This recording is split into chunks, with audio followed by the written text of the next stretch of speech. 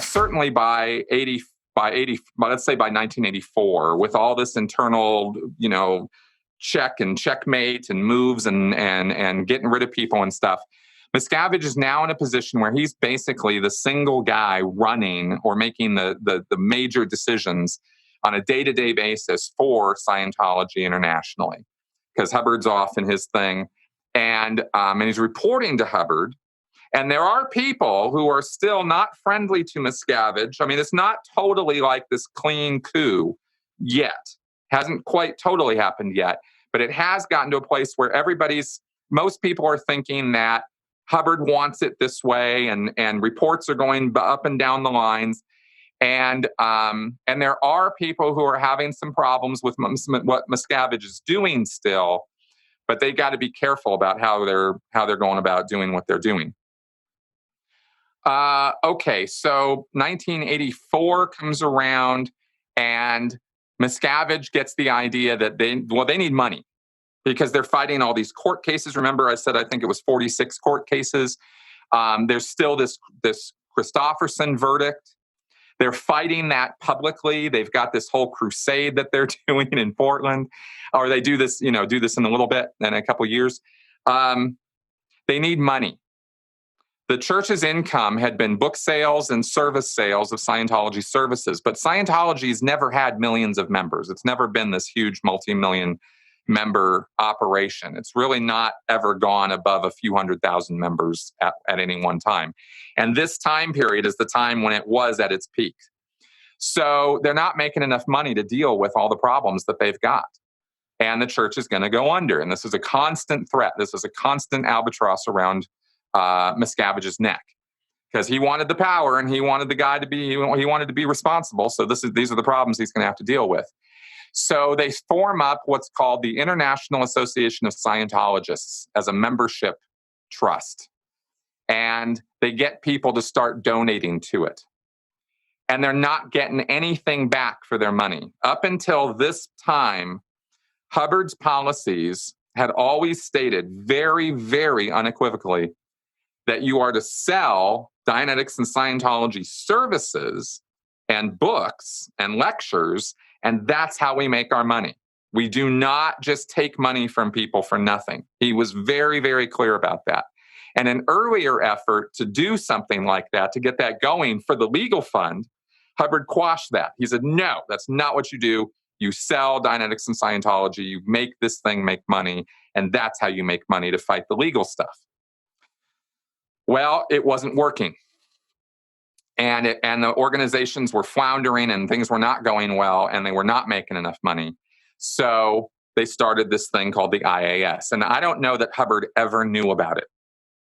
And they started it in 1984, and they started getting people to just give them money for their war chest, is what they called it. They started sending out sales guys to do fundraisers to drum up money for the IAS, so they could fight the legal battles. And they would brief that, the public at large, the Scientologists at large, that they had legal issues and they needed, the psychiatrists were attacking, the government was attacking, everybody was after Scientology because it was so good and so workable, and it was changing the face of mankind and was saving planet Earth. So clearly all the bad elements on the planet that would not want the Earth to be better and would not want people to rise up out of their slave-like conditions, all those guys were now, fighting Scientology. They were trying to take Scientology out. And it was only the Sea Organization and the International Association of Scientologists that were going to prevent that destruction of Scientology. And so give your money now. And that's been the basic sales pitch of the IAS ever since it started in 1984. And it is an amazingly effective sales pitch.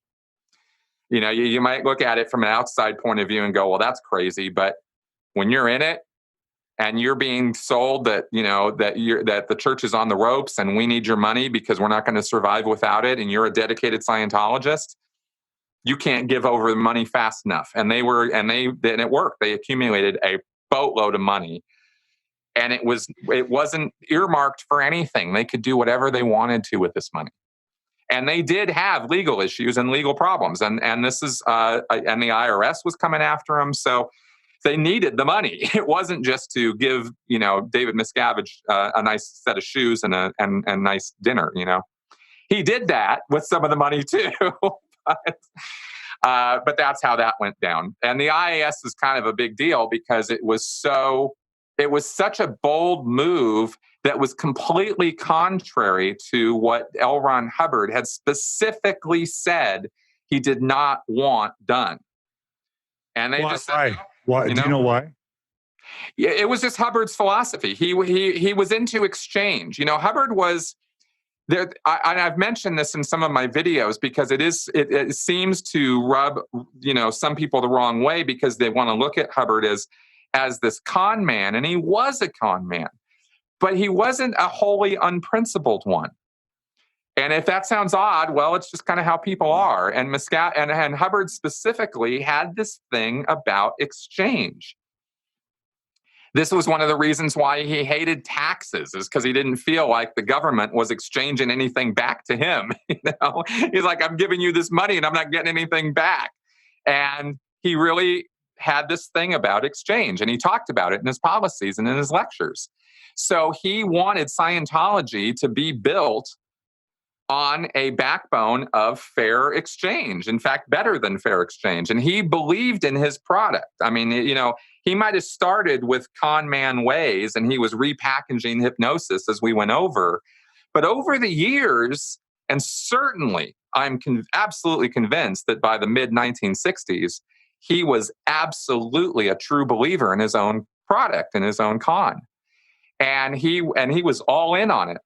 So he thought that he really did have an insight and a knowledge that other human beings didn't have, and he really wanted to get it to them. In spite of all the greed and megalomania and narcissism and everything else, this can still be true. All of that can be true. All those bad things can be true, and yet Hubbard still had some principles, and this exchange thing was one of them, and this is how he wanted his organizations run. And it was just not practical because Scientology wasn't a good enough product. It was a mess. And Hubbard's other inclinations of vindictiveness and narcissism and megalomania were running the organization into the ground as fast as people could build it up, you see. So it was this constant push-pull between his insanity and his desire to help that makes Scientology such an interesting and conflicted story.